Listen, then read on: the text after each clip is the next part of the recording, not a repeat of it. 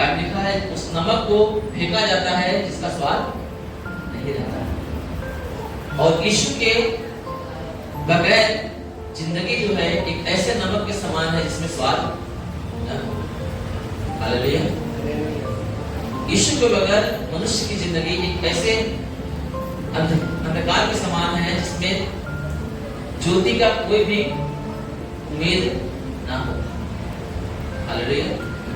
जब तक यीशु की मर्जी आपके लाइफ में न आए तब तक आपके जीवन में वो एक्टिविटी नहीं दिखाई देगी जो परमेश्वर की है। आमीन। मेरी बात समझ आ रहा है? हेलो।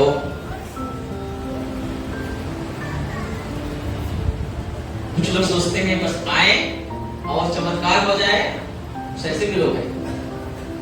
अरे अगर थोड़ा समय के लिए चमत्कार नहीं हुआ है, अरे हम तो जाते हैं परंतु तो फर्क नहीं पड़ा है ना?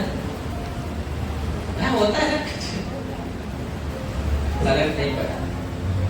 आपने अभी तक वो ज्योति को अपने अंदर लिया ही नहीं, अपने आंखों में उसकी छवि को रखा ही नहीं। हालेलुया। आप पता है एक व्यक्ति है सोलापुर में, ध्यान से सुनना है, गवाही बता रहा हूं आपको।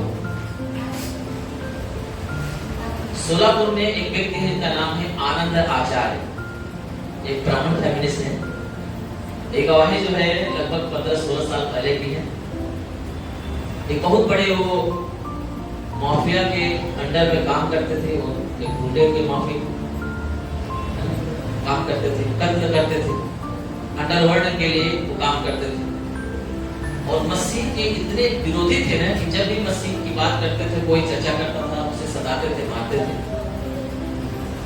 एक दिन उनके पास एक फरमान आया, एक कॉन्ट्रैक्ट आया, 40 पास्टरों को मारना।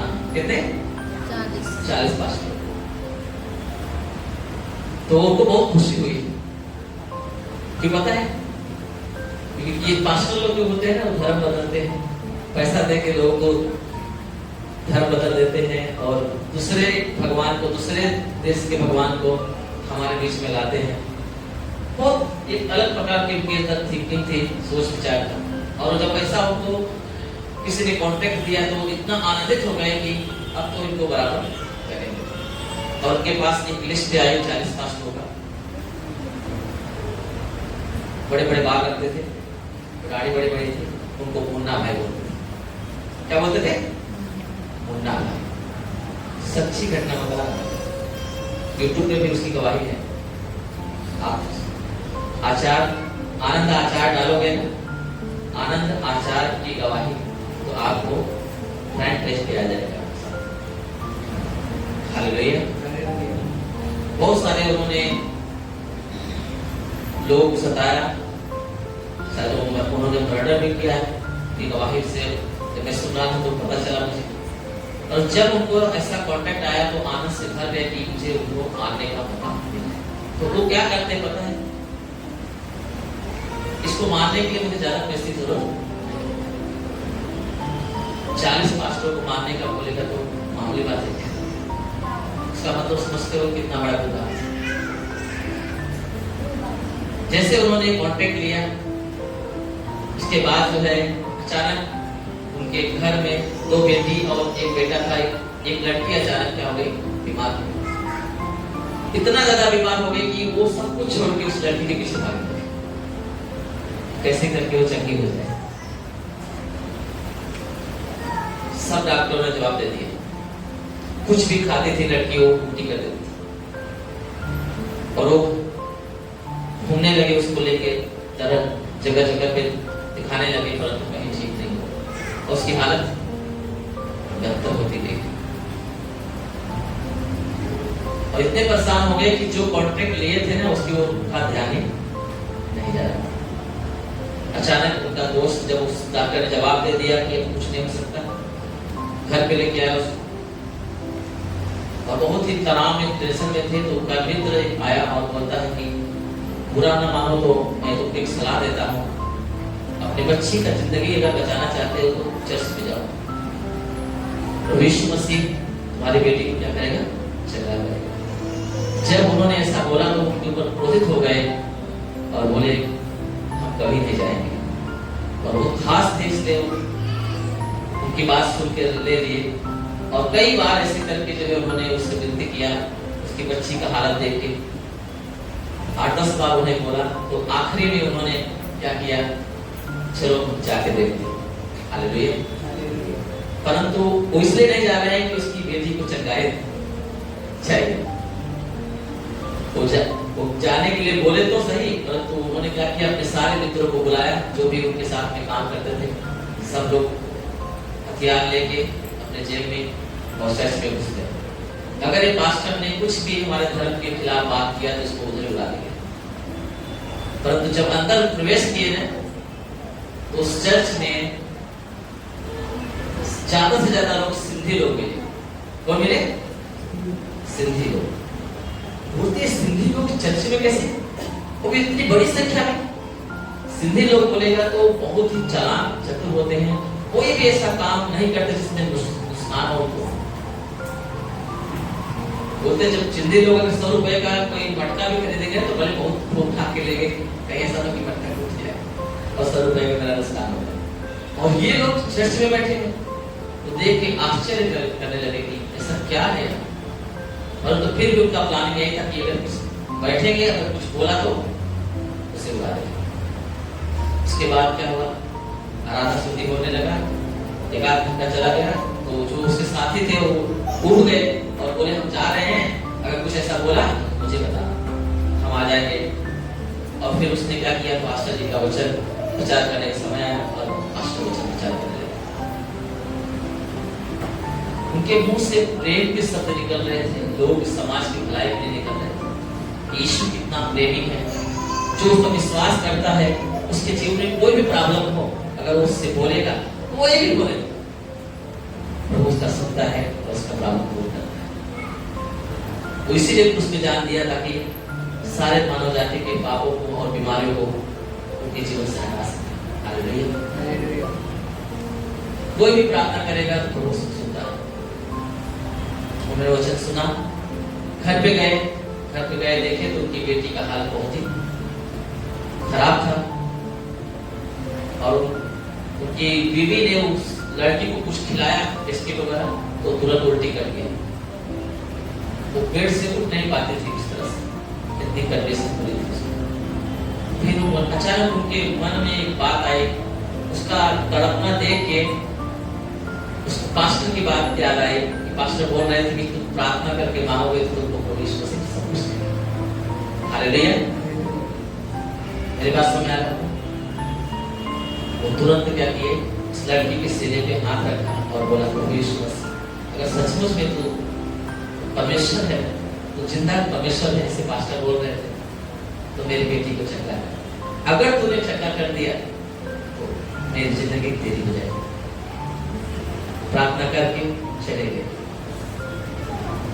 तुरंत उसकी लड़की ने बोला मुझे खाने को चाहिए। तो उसकी माँ को पता है कि कुछ भी खिलाएंगे उल्टी कर देगी, तो हल्का बिस्किट लाई और दिया, खाया। वो लड़की ने उल्टी की। तो लड़की बोलती है कि मम्मी मुझे भूख लगी है, मुझे बिस्किट से काम नहीं चाहिए, मुझे खाना चाहिए। फिर खाना मंगाया, खाना खाया, उल्टी नहीं हुआ। उसके बाद बराबर खाना खाने लगी, तंदुरुस्त होने लगी। 3 दिन में वो बिस्तरा से उठ के बैठ गई।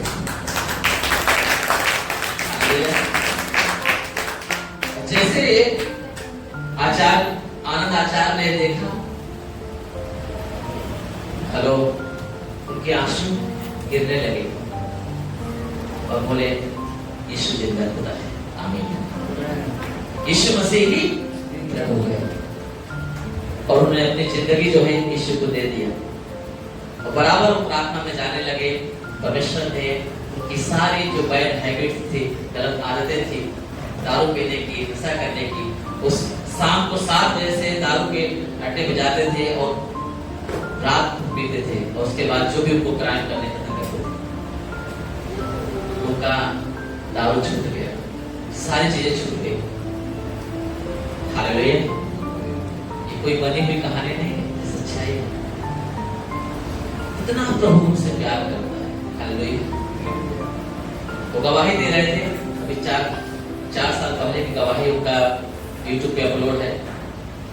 बता रहे थे कि मैंने कितने साल तक तो मैंने गवाही नहीं दी, क्योंकि मेरे ऊपर कितने सारे केस थे क्रिमिनल का, और मैं खुल के गवाही नहीं दे सकता था।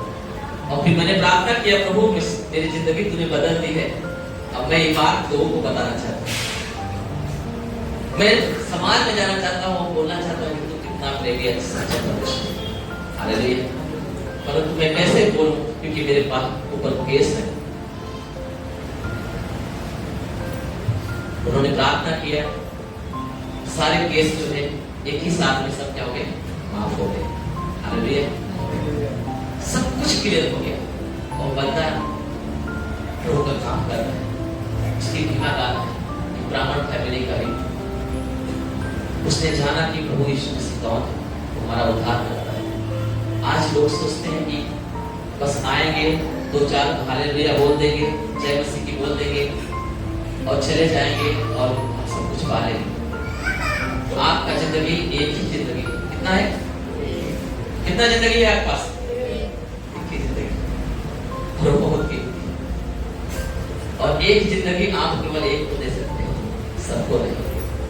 इसलिए यीशु ने बोला 2 स्वामी की सेवा नहीं कर सकते, है ना, चाहे कोई भी हो। हालेलुया। आप अपनी जिंदगी को 2 भागों में बांट नहीं सकते, दुष्टा जीवन नहीं जी सकते। हालेलुया। आप सोचोगे कि मैं मसीह को भी ले लूं और संसार के तौर तरीकों को भी ले लूं, तो आप अभी तक यीशु को न जाना है, न तो आपने अपनी जिंदगी यीशु को दिया है। अगर आपने एक को जिंदगी दिया तो आपको एक के साथ ही वफादार रहना है, और वही उसी को देना है जो आपको जीवन दे सकता है। आमीन।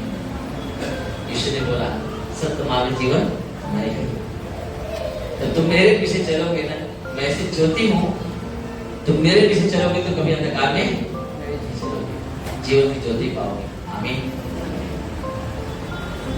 जब तक आप उसे समझोगे नहीं, उसको जिंदगी नहीं दोगे, तब तक वो मिरेकल्स, वो बदलाव आपके जीवन में नहीं दिखाई देंगे जो परमेश्वर चाहता है, जो आपके लिए लाभदायक है, जो आपको सिद्ध बनाता है, आपको शांति देता है, आपको भलाई के लिए अपनी जिंदगी को चलाता है। हालेलुया।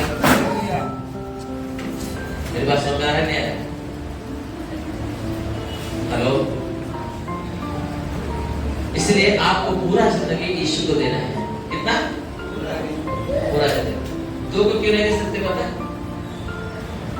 अगर मान लीजिए मैंने मेरा जिंदगी 2 भागों में दे दिया, एक हमारे बीच में हमारे पास्टर मुकेश जी हैं और पन्ना, ठीक है, दे दिया मैंने दोनों लोग। मुकेश जी बोल रहे हैं कि राम मिलन आप यहाँ पे होकर प्रचार करो, और पन्ना लाल बोलते हैं तुम इस रूप से बाहर जाओ। अब बताओ, मैं तो अकेला है ना, मैं तो एक ही हूं ना। अब एक समय में मैं दोनों की बात नहीं मान सकता, इसका मतलब मैं वफादार नहीं रह सकता, है ना। हालेलुया। एक ही दे सकेंगे तभी हम ईमानदार हैं। यही यीशु मसीह बता रहे हैं, तुम्हारा जिंदगी एक है, सही हाथों में उसे समर्पित करो। हालेलुया। यीशु ने क्या बोला? एक दूध पिलाती हुई मां शायद अपने बच्चे को भूल सकती है, छोड़ सकती है, त्याग सकती है, परंतु मैं तुम्हें कभी छोड़ूंगा नहीं, कभी नहीं त्यागूंगा। तुम्हारे चित्र को मैंने अपने आंखों के कटोरी में खोद के बना के रखा। आमीन। तो बोलते हैं मेरा हाथ इतना छोटा नहीं कि तुम्हारा उद्धार ना कर सके, तुम्हारी रक्षा ना कर सके। यीशु बोलते हैं मैं तुम्हारे साथ ना, दुनिया के अंत तक मैं तुम्हारे साथ रहूंगा। सहिता बताता है हमारा परमेश्वर इस्राएल का परमेश्वर न तो उगता है सोता है, उसकी नजरें हमेशा उसके प्रेम करने वालों पर बनी रहती है। आमीन। आपको पता है उगना मतलब क्या होता है? अगर आपको नींद आने लगेगी ना, जब वहां आने लगती है, हमारा परमेश्वर उगता भी इतना वफादार, इतना केयर करता है, हमारे से इतना प्यार करता है। आमीन, हालेलुया। एक पल के लिए आपको नहीं छोड़ सकता। उस प्रेम के पीछे भागो, आमीन।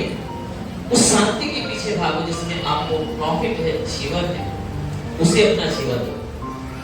वो तरीका आप अपनाओ, अच्छा लगेगा, प्रभु को अच्छा लगेगा और प्रभु के प्रेमियों को भी अच्छा लगेगा। हालेलुया।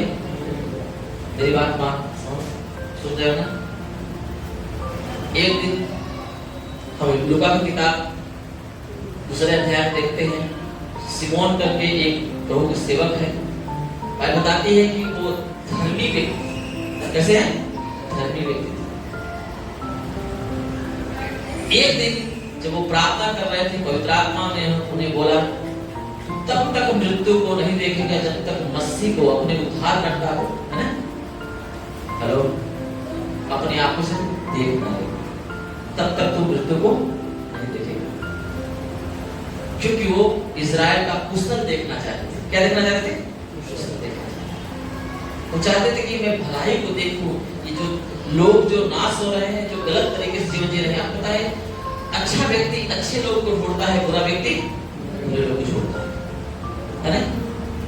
आप चर्च में बैठे हो ना, चर्च की बात बता रहा हूं। अगर यहाँ भी कोई दारू पीने वाला रहेगा तो दारू पीने वाला अगर चर्च में आएगा तो जरूर दोस्ती हो जाएगी। हेलो, भले दूसरे के साथ उसका दोस्ती मित्रता हो ना हो, और उसको जरूर ढूंढ लेगा। मेरी बात समझ आए? अगर कोई आध्यात्मिक व्यक्ति आ गया है ना, अगर कोई आध्यात्मिक व्यक्ति है जो धार्मिकता का जीवन जीता है, अगर कोई धार्मिकता का जीवन जीने वाला व्यक्ति आ गया ना, तो उसके साथ ऑटोमेटिक उसका खिंचाव हो जाएगा, जुड़ जाएगा। आमीन। मेरी बात समझ आ रहा? वो हमेशा चाहेगा कि आप धर्मी बने, आमीन। पर दारू पीने वाला चाहेगा कि आप दारू पिए। हालेलुया। एक पैक ले लो, कुछ होता नहीं है। हालेलुया। इसीलिए मैं आपको बता रहा हूँ, वो धर्मी व्यक्ति था और वो चाहता था कि सारे लोग धर्मी बन जाए। आमीन। क्योंकि जिस तरीके से इस्राएल को देखता था, लोगों को देखता था, पाप का जीवन, बुराई का जीवन, वो चाहता था कि सब लोग कुशल हो, अच्छा हो। आपको पता है, नीति वचन में 15:30 में लिखा है, आंखों की चमक से मन को आनंद मिलता है और मन के आनंद से हड्डियां हष्ट-पुष्ट होती हैं। आमीन। वो कुशल को देखना चाहता था कि ये कुशल हो। आमीन। परंतु उनका कुशल क्या है, यही पवित्र आत्मा ने उसे बताया। जब तक तेरी आंखें, है ना, सारे सृष्टि के सारे मानव जाति के उद्धारकर्ता को देख न ले, तब तक वो मृत्यु को ना देखेगा। हालेलुया। और उसने सचमुच में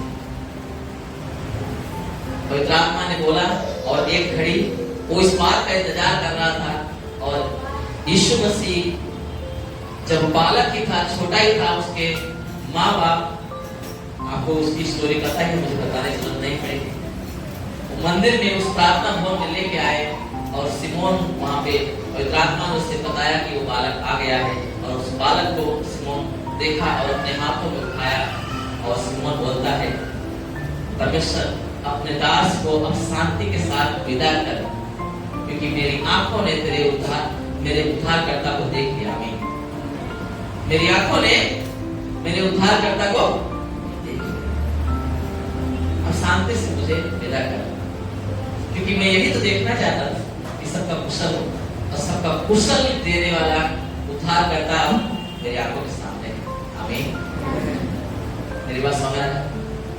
आज लोग कुशल तो देखना चाहते हैं, अच्छा तो देखना चाहते हैं, पर जो अच्छा देखने के लिए अनुग्रह देता है, उनकी नजरें उस तरफ नहीं होती।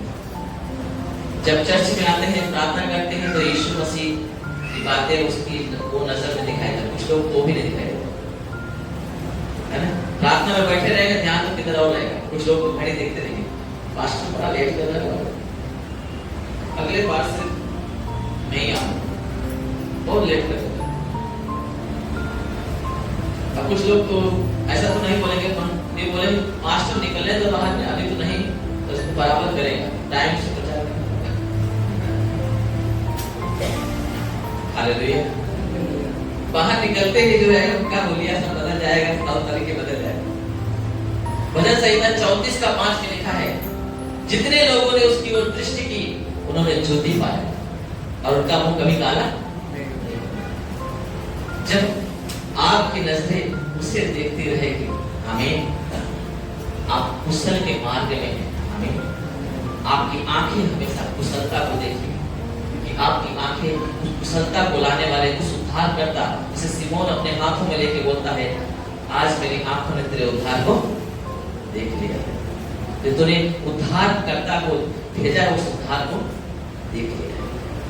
हालेलुया। जैसे आप उस पर अपने आप को ध्यान केंद्रित करेंगे, अपनी आंखों में बसा लेंगे, आपका मन आनंद से भर जाएगा। आमीन। क्योंकि आंखों की चमक से मन को आनंद मिलता है। आमीन। शायद अगर आप बीमार भी हैं ना, लिखा है मन के आनंद से हड्डियां बीमारी आपको छोड़ के जाएगी, क्योंकि आपका आनंद जो प्रभु ने दिया है ना, हालेलुया, आपका बॉडी, आपका जो प्रोफेसर ने आपके शरीर की रचना की है ना, उसे हष्ट-पुष्ट बना देगा। हालेलुया। ये जब तक प्रतिक्रिया हमारे जो पूरा नहीं करेंगे, वो चीजें हम देख नहीं पाएंगे। ठीक है, आज कुछ एंजॉय करने का समय है, अष्टमी शादी की सालगिरह है, बर्थडे है, चलो कुछ खाओ के आएंगे, पार्टी करके आएंगे। पता है, जब मैं किसी को इनवाइट करता हूँ ना, बोलता हूँ बात में नहीं आना, खाने के लिए मत आना।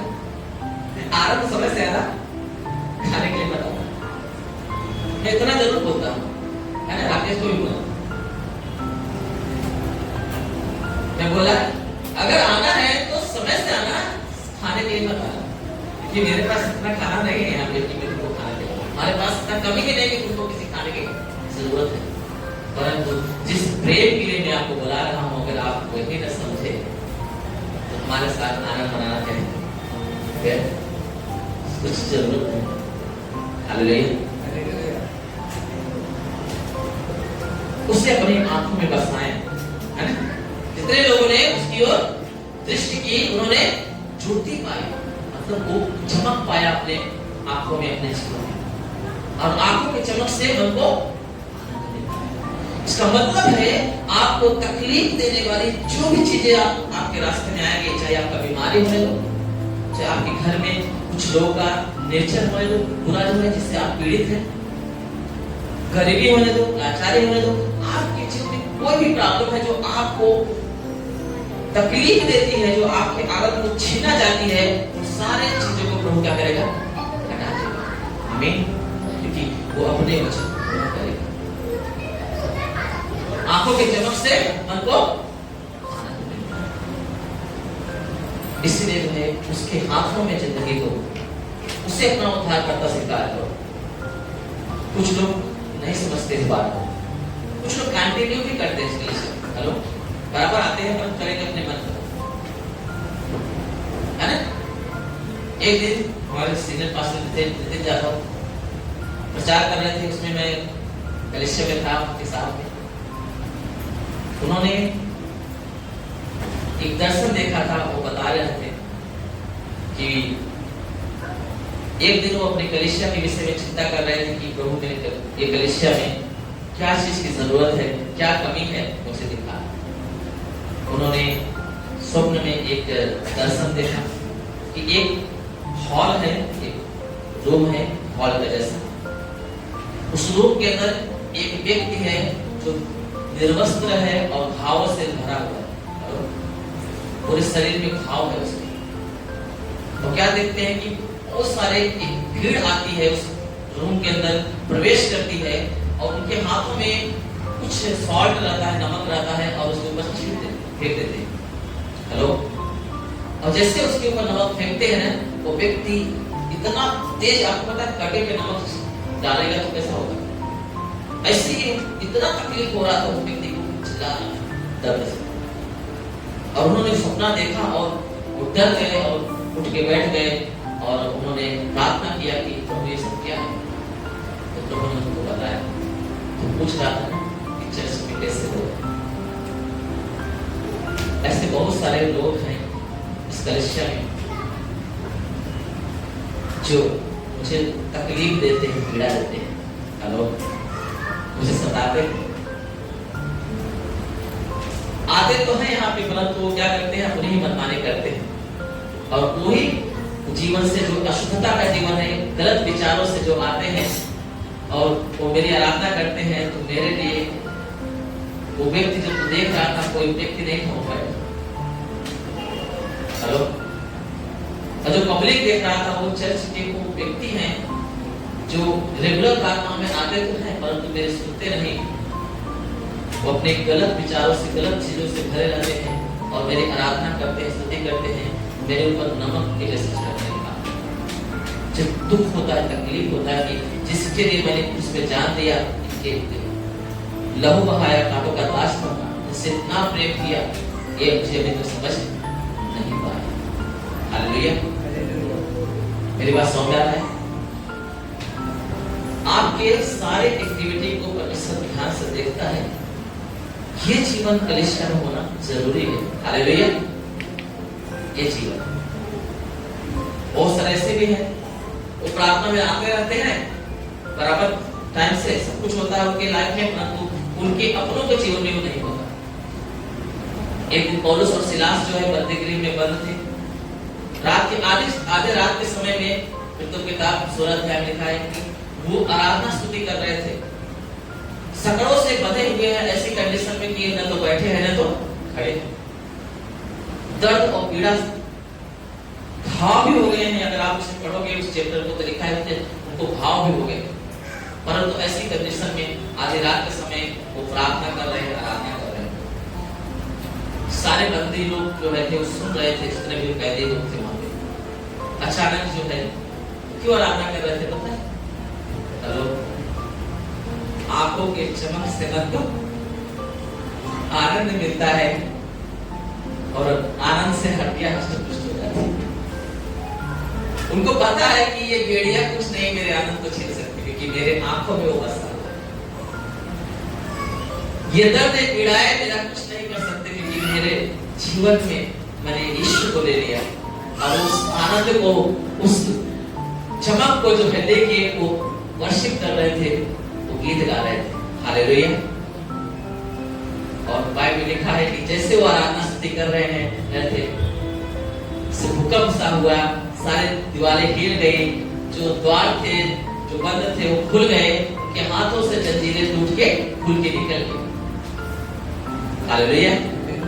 वहां जो दरोगा था वो समझा कि सारे कैदी भाग गए, डर से अपने ही आप को तलवार से खत्म करना चाहता था, क्योंकि उसमें रोमन साम्राज्य का नियम था, बहुत ही कड़क नियम था। अगर कोई भी लापरवाही करता तो उसे सजा देते थे।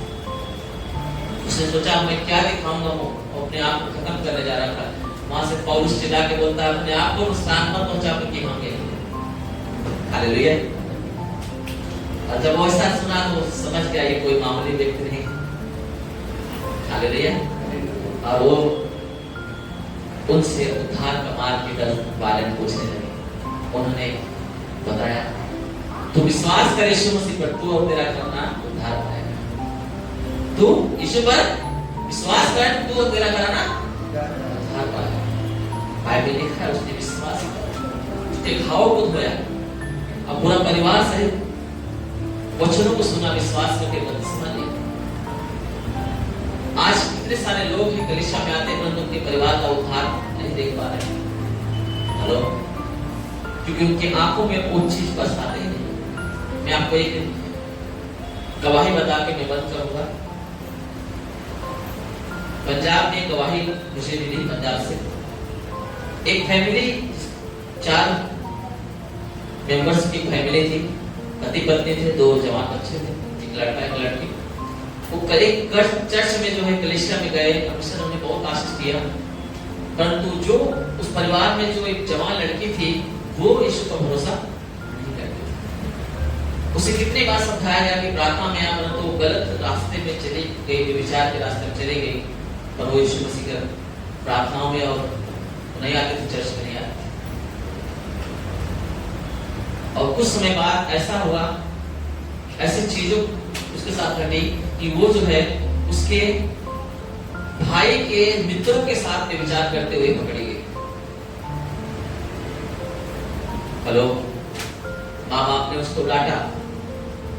फिर एक और घटना घटी, मैंने गवाही सुना है, मैं आपको बता रहा हूं। वो उसके इतना गंदा काम किया कि उसने उसके बाप के जो उसके डैडी थे उसके भी दोस्तों के साथ उसे विचार करते थे। घर वाले बहुत नाराज हो गए, उसे मारा, और जब मारा तो गुस्से में नाराज होके किसी एक जवान व्यक्ति के साथ चली गई, उसके साथ रहने। और ये उसकी माँ बहुत ही दुखी हुई, परिवार बहुत शोकित हुआ और पास्टर के पास आया। पास्टर से उसकी माँ बोलने लगी, पास्टर जी मुझे आपसे कुछ बोलना है। बोले क्या? बोले ऐसा करिए, मेरी बेटी के लिए प्रार्थना करिए कि प्रभु उसे उठा ले, मतलब उससे मरने के लिए प्रार्थना।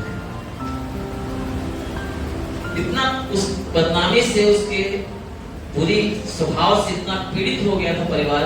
उसकी माँ पीड़ित हो गई थी कि पास्टर से बोलती है कि प्रार्थना करो उसे उठा।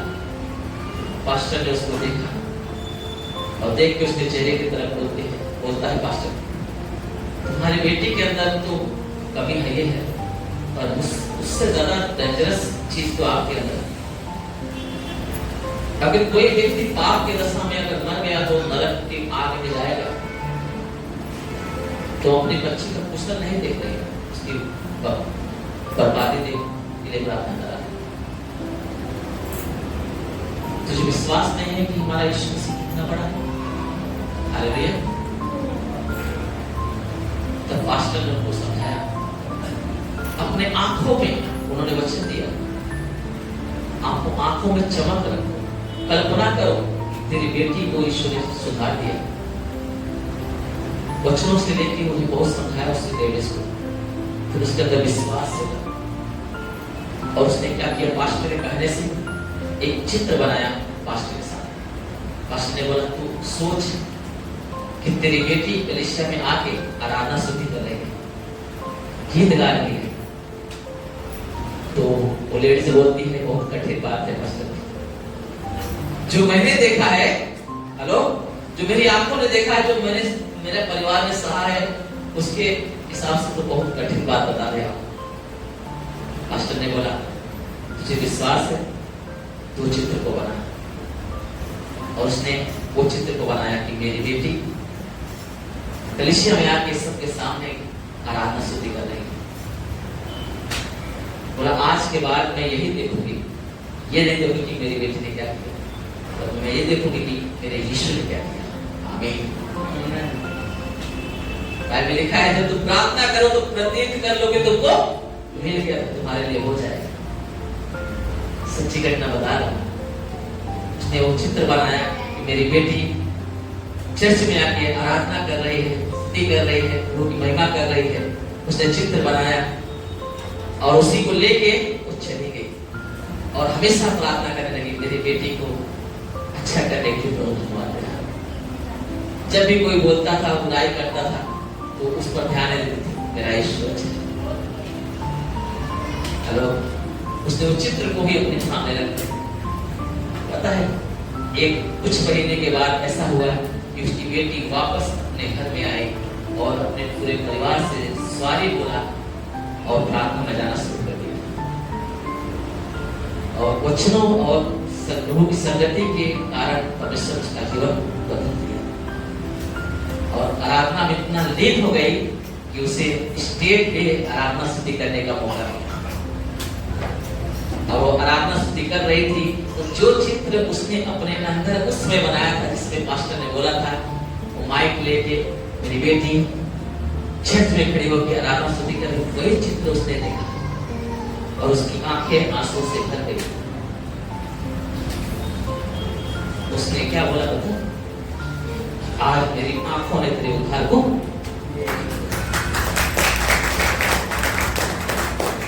आज मेरी आंखों ने तेरे उद्धार को देख लिया। आप अपने आंखों में उसकी चमक को रखें। वो हमारा भला चाहता है, कुछ अच्छा। आज लोग चर्च में आए थे तो कुछ दूसरा कुछ चित्र बनाते हैं, बाहर जाएंगे तो कुछ दूसरा चित्र बनाते हैं। ये जीवन मसीह का जीवन है, ये प्रभु का है।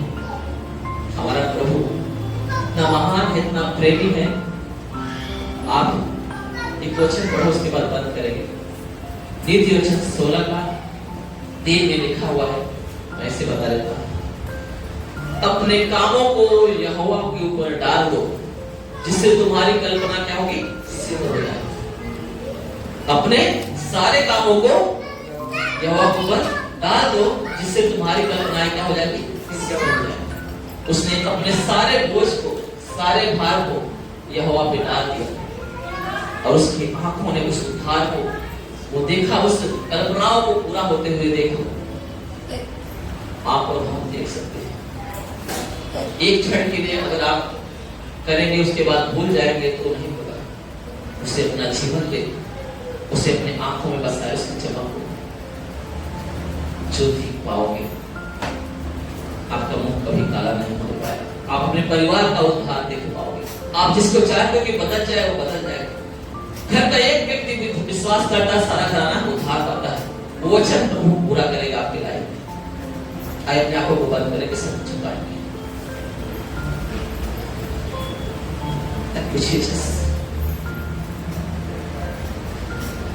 Thank you Lord.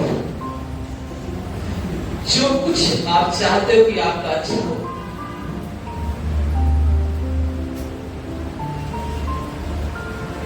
आंखों के चमक से मन को आनंद मिलता है, और मन के आनंद से हड्डियां हष्ट-पुष्ट हो जाती हैं। यीशु ने बोला, और उसके द्वारा तू विश्वास करेगा तो तेरा घराना उद्धार पाएगा। भजन संहिता 34 का 5 में लिखा है, जितने लोगों ने उसकी ओर दृष्टि की, उन्होंने ज्योति को पाया, और उनका मुंह कभी काला नहीं पाया। अपना सारा काम यहोवा पे डाल दे, जिससे तेरी कल्पनाएं सिद्ध हो जाएगी। जो भी आपको दिखाई दे रहा है कि आप उनका उद्धार चाहते हो, उसका कुशल चाहते हो। शिमोन, बाइबल लिखा है, शिमोन इज़राइल का कुशल चाहता था, और इतना आत्मा से बोला, तू उसको देखेगा कुशलता को। जब तक तू कुशलता को नहीं देखेगा, उस उद्धार को नहीं देखेगा, तेरी आंखें बंद नहीं होगी। और उसने उस उद्धार को, कर्ता को अपने हाथों में उठाया। जब वो बालक ही था, यीशु मसीह बोलता है, प्रभु आज मेरे आंखों ने तेरे उद्धार को देख लिया। आप अपनी आंखों से उन व्यक्तियों का भला होते हुए, उद्धार होते देख पाएंगे जिससे आप पीड़ित हैं, जिससे आप दुखी हैं, जिससे आप बोझ समझ के आप चलते हैं। वो कुशलता को आप देख पाएंगे अगर आपने यीशु को अपनी आंखों में बसा दिया। आपने अगर उससे अपना जीवन दे दिया, आप कभी लज्जित नहीं होगे। कल्पना करें आपके पास ईश्वर है, आपको यीशु वास कर रहा है, देख रहा है। वो पास्टर ने जैसे बोला, तू कल्पना कर, वो चित्र को बना अपनी आंखों में, कोई कुछ भी बोले मत ध्यान दे, और उसी चित्र को ध्यान दे रहा कि तेरी बेटी कलीसिया में आराधना कर रही है। और उसने उस बात को स्वीकार किया, और वो अपने अंदर, अपने आंखों में, अपने दिमाग में, अपने बुद्धि में, अपने मन में वो चित्र को बनाया। कोई कुछ भी बोले उस पर ध्यान नहीं देते, और उसकी कल्पना प्रभु ने सिद्ध किया, पूरा किया। प्रियो, आप जो भी कल्पना आज कर रहे हैं, जिसको आप अपने जुल्म का उद्धार का चित्र अपने आंखों में बसा रहे हैं, कुछ दिनों के बाद उनको उद्धार पाते हुए देखेंगे। उनके जीवन में कुशलता को देखेंगे। जो भी आप बनाना है बना दे, यीशु मसीह आपको वास कर रहा है। Thank you Lord Jesus. सभी पिता यीशु के नाम में पापा, इन सारे बच्चों को तेरे हाथों में देता है। तेरा राज्य सिर्फ शब्दों में नहीं, परंतु सामर्थ में लौट। तू सच्चा और जीवित परमेश्वर है। तू मनुष्य नहीं कि तू वादा करके भूल जाए। तूने बोला मैं तुझे कभी छोड़ूंगा नहीं, कभी त्यागूंगा नहीं। तू कल्पना कर, उसे सिद्ध मैं करूंगा। जितने भी प्रभु के लोगों ने जिस किसी को लेकर कल्पना कर रहे हैं, मेरी प्रार्थना के उस उसे पूरा होते हुए वो अपनी आंखों से देख पाए पिता। ऐसा अनुग्रह दे पिता। मैं आपका सेवक प्रभु, मेरे अच्छे कर्मों से नहीं पर तू जो वादा दिया है पिता, तू जो मुझे धर्मी ठहराया है पिता, आज मैं इस कलिसिया में आए हुए हर व्यक्ति के जीवन में, उनके परिवार में तेरे उद्धार को देखना चाहता हूं। एक खराई से जीवन जिए पिता, ये आदर्श बने पिता, अपनी आंखों से अपने परिवार का उद्धार को देखे पिता। ऐसा मैं चित्र बनाता हूं। इन पर अनुग्रह करे पिता, उसे पूरा कर दो, अनुग्रह दे पिता। ये सारे कामों को मैं तेरे हाथों में डाल देता हूं। सदा प्रभु तेरे आनंद में चले पिता, हष्ट पुष्ट रहे पिता, तो अनंत जीवन में प्रवेश करना है, उद्धार को देखना है। ऐसा अनुग्रह पाता हूं यीशु के नाम, आमीन।